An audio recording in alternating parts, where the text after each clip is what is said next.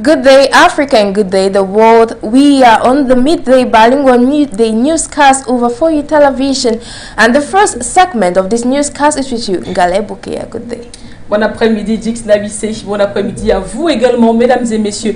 Démarrons cette première partie en parlant du Mali qui dénonce les propos haineux d'Emmanuel Macron. Dans un communiqué rendu public en date du 31 juillet 2022, le gouvernement de transition malienne a donc condamné les propos du président français tenu à Bissau le 28 juillet dernier lors de sa tournée africaine. Reportage.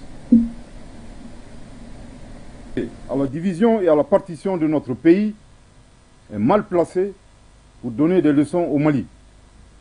Le gouvernement de la transition exige du président Macron d'abandonner définitivement sa posture néocoloniale, paternaliste et condescendante pour comprendre que nul ne peut aimer le Mali mieux que les Maliens eux-mêmes. C'est en reprenant ces paroles 3 fois de suite que le porte-parole du gouvernement de la transition malienne, dans un communiqué rendu public en date du 31 juillet, a condamné avec la dernière rigueur les propos haineux et diffamatoires tenus par le président français Emmanuel Macron à l'endroit du Mali lors de son passage en Guinée-Bissau dans le cadre de sa tournée africaine. Le gouvernement de la transition condamne avec la dernière rigueur ces propos haineux et diffamatoires du président français et prend à témoin l'opinion nationale et internationale sur ces accusations graves qui sont de nature à susciter la haine ethnique et à porter atteinte au vivre ensemble,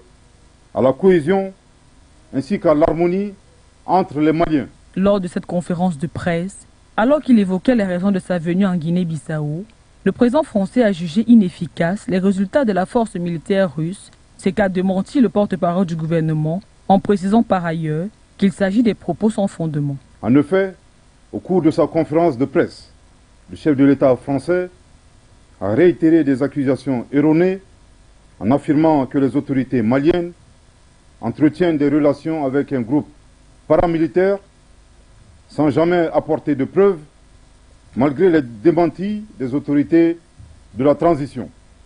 Pire, dans ses propos, il a évoqué l'exercice de la violence par les autorités maliennes ciblant une ethnie spécifique de notre nation. Rappelons que les deux pays sont sous tension depuis fort longtemps, notamment depuis que le Mali a décidé de diversifier ses partenaires, car le bilan de l'accord militaire de 2013 entre Paris et Bamako n'a pas été satisfaisant. Le gouvernement de la transition a demandé d'une part à l'ambassadeur de France de quitter le territoire malien et d'autre part a suspendu les médias France 24 et Radio France Internationale, se comportant comme la radio des 1000 collines en République du Mali.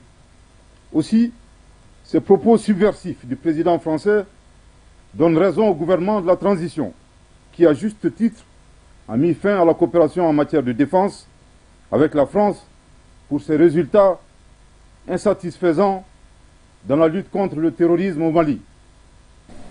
Restons au Mali pour parler de coopération avec le Canada en présence de plusieurs autorités. Un important protocole d'entente d'un montant de 27 676 900 000 francs CFA a été signé le vendredi 29 juillet 2022. Un accord qui ravit plus de Mbala pour plus de précision.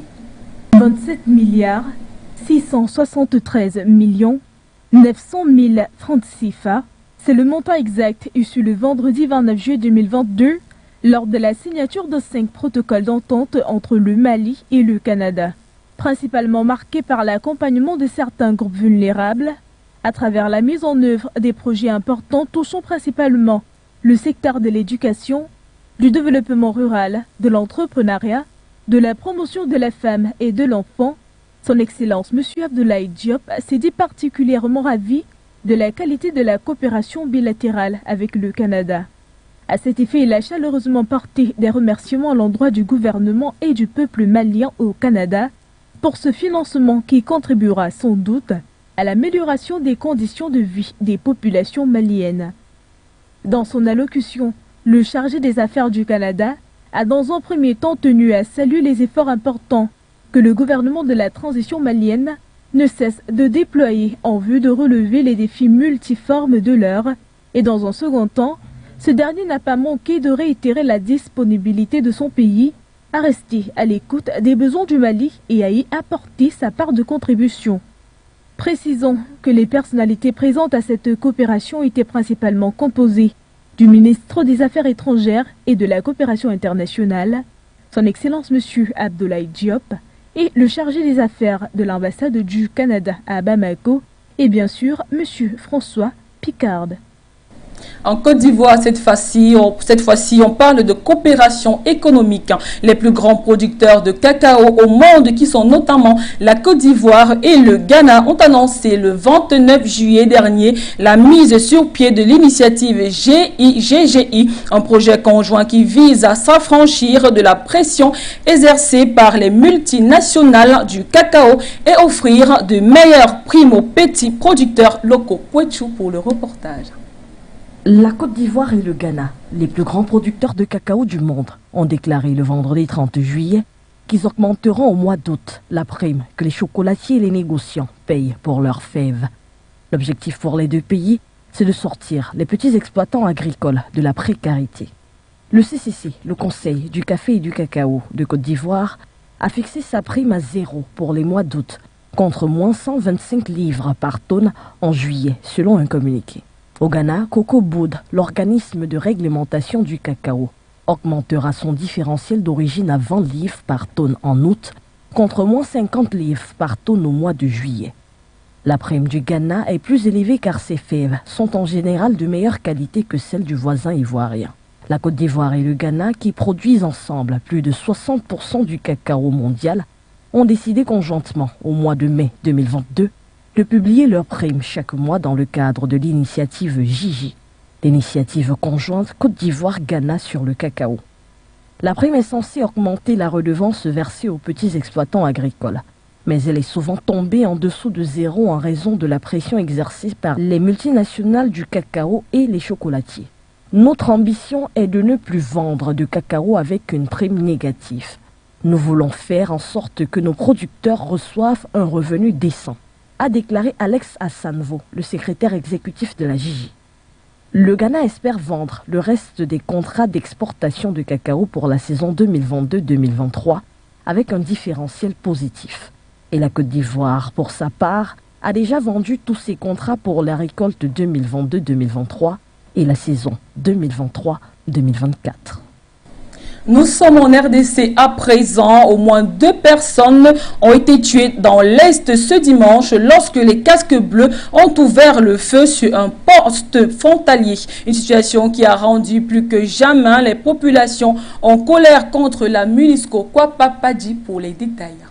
Dans un communiqué publié ce dimanche 31 juillet, la représentante spéciale du secrétaire général des Nations Unies en RDC, Mme Bintou Keïta, déclare avoir appris avec stupéfaction l'incident grave qui s'est produit à Kasindi, à la frontière entre la République démocratique du Congo et l'Ouganda.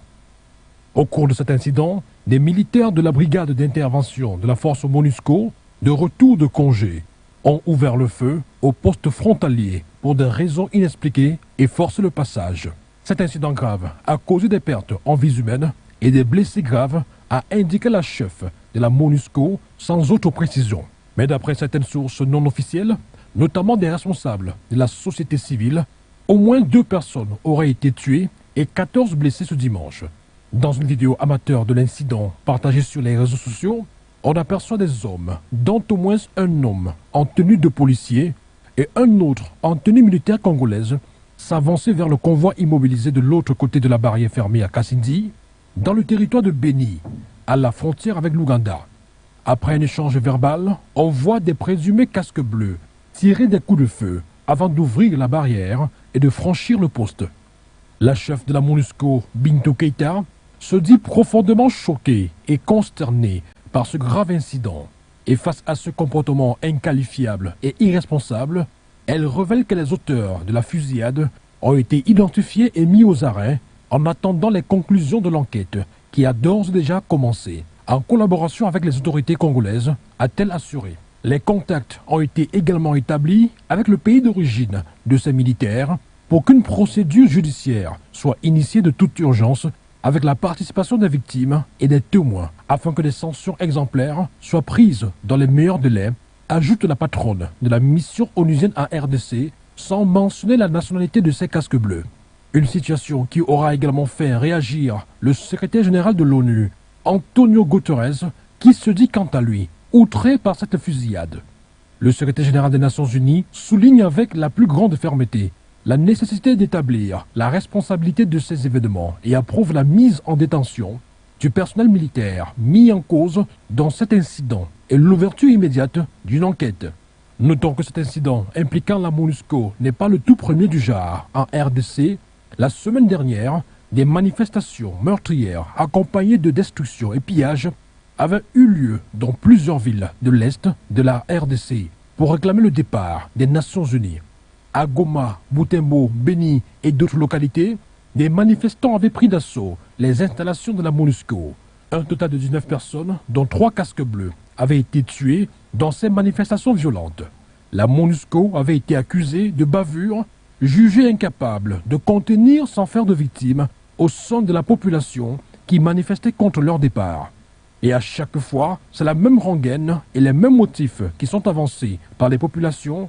Elles accusent les casques bleus d'inefficacité dans la lutte contre la centaine de groupes armés responsables du chaos dans lequel sont plongées les provinces de l'Est du pays depuis près de 30 ans.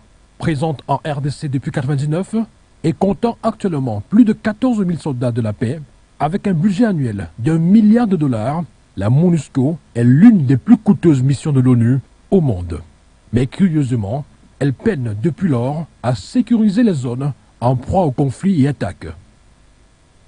En Ouganda, le bilan des inondations survenues pendant le week-end dernier dans la ville de Mbale dans l'Est est monté à 22 morts et 10 blessés graves. 2 rivières sont sorties de lit après des pluies diluviennes qui ont provoqué des coulées de boue, causant des dégâts considérables et obligeant des centaines d'habitants à quitter leur foyer. Le porte-parole de la police ougandaise Fred Enonga a déclaré que certaines victimes ont été retrouvées coincées dans un minibus. Il s'agissait principalement de parents et d'amis qui se rendaient à une fête mais qui ont été emportés par les inondations. À cet effet, écoutons 2 riverains qui reviennent sur les événements vécus. Cet endroit où nous nous tenons était une terre sèche. Et lentement, l'eau a commencé à se remplir. Nous avons essayé de mettre des rampes, mais l'eau a continué d'augmenter et a englouti toutes ces maisons. Normalement, il n'y avait pas d'eau ici. Elles avaient leurs entreprises, elles avaient tout. Mais maintenant, l'eau est venue et elles ont été éjectées. Et c'est une perte d'activité pour de nombreuses communautés. Et comme je le dis, cette eau ne disparaîtra pas demain, elle est ici pour rester. La nature reprend progressivement ses droits. Et nous devons nous réveiller et commencer à réaliser qu'en matière de planification, quand les villes planifient, lorsque les pays planifient, il faut le faire avec la nature. Nous aimons tous le front de mer, mais il est important de s'assurer que nous devons donner à l'eau une chance de se déplacer librement. Anthony Blinken, le secrétaire d'État américain, est annoncé en Afrique pour une tournée qui le conduira du 7 au 9 août en Afrique du Sud, en RDC et au Rwanda. Un voyage qui, au regard des enjeux, ne diffère en rien de celui d'Emmanuel Macron à Samzili.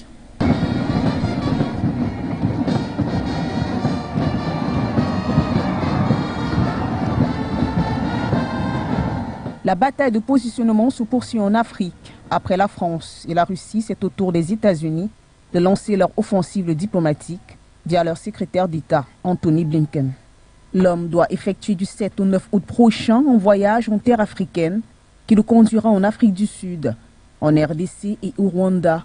Si le communiqué officiel qui fait état de cette information souligne qu'Anthony Blinken rappellera aux Africains qu'ils ont un rôle géostratégique essentiel et sont des alliés cruciaux sur les questions les plus brûlantes comme la lutte contre les effets du changement climatique, l'insécurité alimentaire et les pandémies mondiales.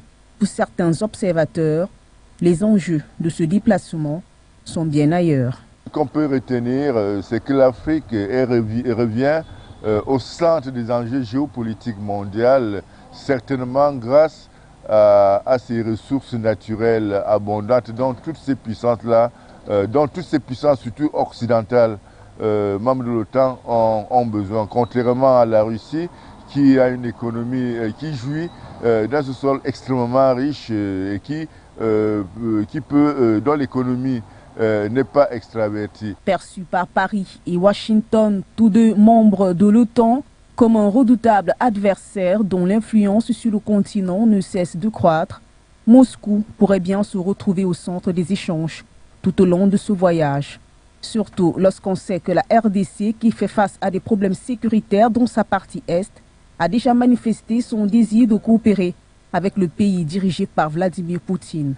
Ce déplacement d'Anthony Blinken se présente donc également comme une riposte visant à contrecarrer l'influence de Moscou sur le continent noir. Les motivations des uns et des autres ne sont pas les mêmes. Si les États-Unis et la France jouent dans le même camp, c'est-à-dire celui de la prédation internationale, la Russie, par contre, joue dans le camp de renforcement des capacités de développement des pays africains. Aujourd'hui, la Russie est une opportunité pour l'Afrique de sortir du sous-développement, de sortir du mépris dont l'Occident a toujours affiché vis-à-vis d'elle et de se débarrasser, donc une bonne fois pour toutes, des menaces qui pèsent sur elle à cause de sa relation traditionnelle avec l'Occident, représenté par la France naturellement et les États-Unis. Il revient donc aux pays africains, notamment ceux de l'Afrique subsaharienne,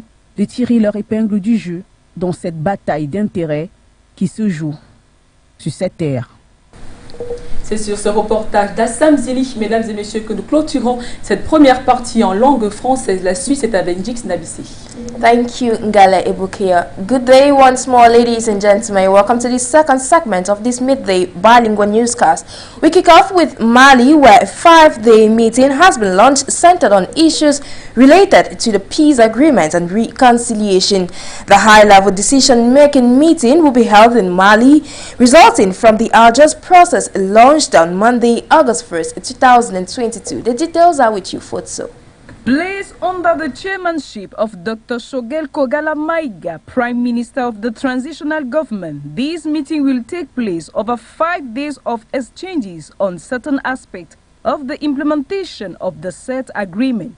During this meeting, the signatory Malian parties, assisted by their international partners, in particular the United Nations and Algeria, will discuss political and institutional issues, including DDR, disarmament, demobilization, and reintegration, which are not necessarily linked to a renewal of the Constitution. The various parties have made no secret of their desire to move as quickly as possible towards a realistic implementation of the Peace and Reconciliation Agreement signed since 2015. Thus, in their respective speeches, the government, through the Prime Minister and the Minister in charge of reconciliation, whose department is the initiator of the meeting, and the representative of the armed groups, strongly expressed their wish to agree at the outcome of this decision meeting, allowing a more realistic implementation of the peace agreement and the reconciliation resulting from the Algiers process, so that together all Malians can face other challenges. The same wish was expressed by Algeria, leader of the mediation and the Secretary General of United Nations in Mali, head of MINUSMA, while ensuring that their support will not be lacking.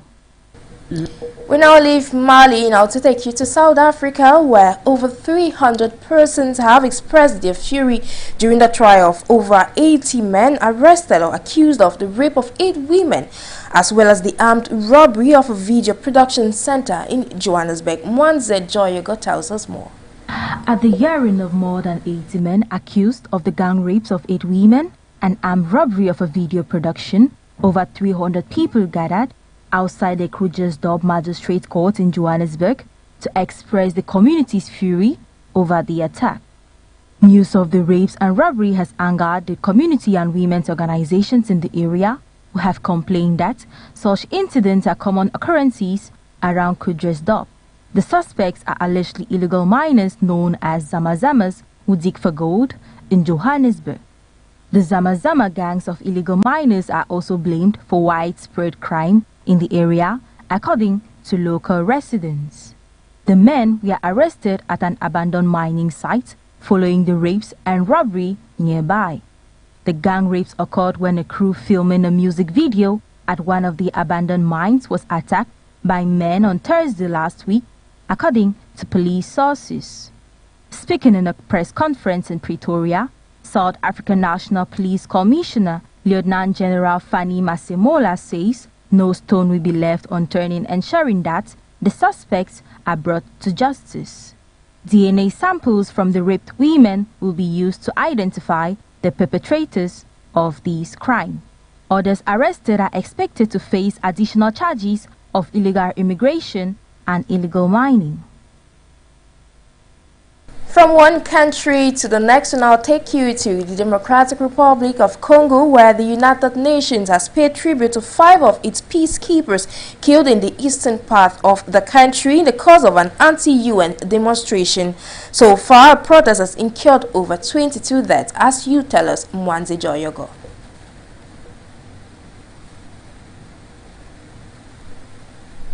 In the days of old, on the farm. For his 23rd anniversary as King of Morocco, Mohammed VI has reached out for reconciliation with neighboring Algeria. Relations between the two countries have been strained for several months over the disputed territory of Western Sahara. According to the Alawite king, the borders that separate the Moroccan and Algerian people will never be barriers that prevent their interaction and understanding. Rabat has been putting forward a broad autonomy plan under Moroccan sovereignty, supported by many countries but rejected by Algiers backing the separatist Polisario Front. In his address, Mohammed VI asked Moroccans to preserve the spirit of fraternity, solidarity and good neighborliness towards Algeria, calling out individuals who sow hatred between the two countries. Last year, the king had already chosen to address a message of peace to its neighbor, an unsuccessful attempt as in August, Algeria cut diplomatic ties with Morocco, accusing it of hostile actions. That was it on Morocco, where the King Mohammed VI asked for reconciliation with Algeria. We now leave another country now to take you to Zambia, in southern African part of the continent, where in the bid to revive the Zambian economy, the government will soon assess some $1.3 billion IMF support fund. The bailout was validated just after the Southern African nation's creditors agreed to provide debt relief. The details are in the following report. In the days of old, on the former President Edgar Lungu, Zambia had seen a dying economy. Then came incumbent President Hakainde Hichilema with his vision of rejuvenating the economy. Over a year gone, we are still here. In a bid to revive the economy, Zambia would soon assess a $1.3 billion IMF support fund. The bailout was validated just after the Southern African nation's creditors agreed to provide it with debt relief. The committee of creditors, co-chaired by China and France, announced over the weekend they were ready to negotiate the restructuration of Lusaka's crushing debt load. IMF support plan had been signed in December 2021, but was suspended until the go-ahead was given. Kristalina Georgieva, the IMF's managing director, expressed that she was very pleased the fund would be unlocked. According to Zambian's finance minister Sisumbeko Mosokwane, he is confident his country will get the economy back on a sustainable growth trajectory. Zambia was the first African country to interrupt payment on the $17.3 billion foreign debt at the beginning of the pandemic in 2020. In the last 10 years, China has been the country's biggest creditor, lending it an estimated $6 billion of loans. A financial boost meant to help the country drive ambitious infrastructure projects such as roads and airports. Zambia still has to negotiate the terms of the relief and reach a similar deal with private creditors. As of now, fingers remain crossed to see the outcome of this aid on this Southern African nation. We wrap up this second segment of this newscast with the Democratic Republic of Congo, where the United Nations have paid a tribute to 5 of its peacekeepers killed in the eastern part of the country in the course of anti-United Nations demonstrations. So far, a protest has incurred over 22 deaths, as you tell us, Mwanze Joyogo.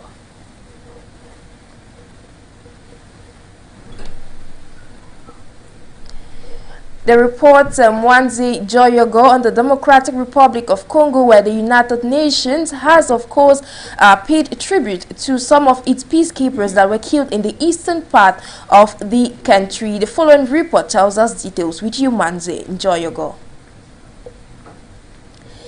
We have come to the end of the second segment of this midday bilingual newscast over For You Television. With me, Njix Nabise. Thank you, Ngale Bukea. Eh bien, vous l'avez compris, mesdames et messieurs, c'est la fin de ce bulletin d'information bilingue sur For You Télévision. Restez en compagnie de nos programmes.